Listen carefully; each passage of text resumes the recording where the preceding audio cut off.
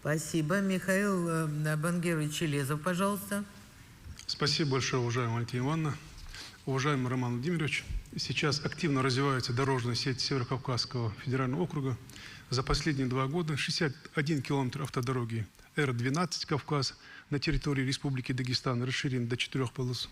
На территории Республики Ингушетия введено в эксплуатацию 35 километров дороги. В связи с чем хотел бы выразить благодарность Минтрансу и Федеральному дорожному агентству. Вместе с тем остается незавершенным небольшой, но важный для Ингушетии участок этой трассы длиной в 6 километров. Первоначальные сроки сдачи неоднократно сдвигались с 2020 года.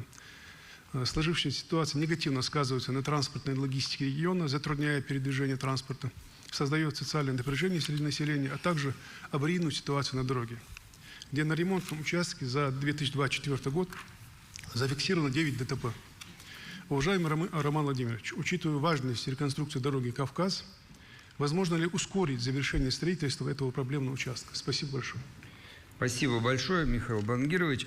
В конце 2024 года я лично встречался с главой республики, мы обсуждали этот вопрос.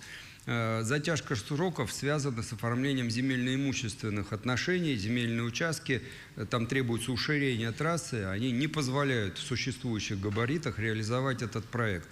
Мы предполагаем, что до конца текущего года все вопросы с землей будут решены, поэтому по нашим финансовым планам в следующем году завершится реконструкция этого участка.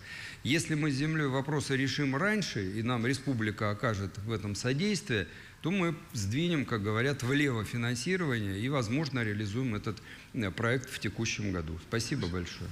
Михаил Бангирович, подключитесь тоже. Вопросы земельных участков, которые, они все сложные, непростые, но надо уметь принимать решения, двигаться.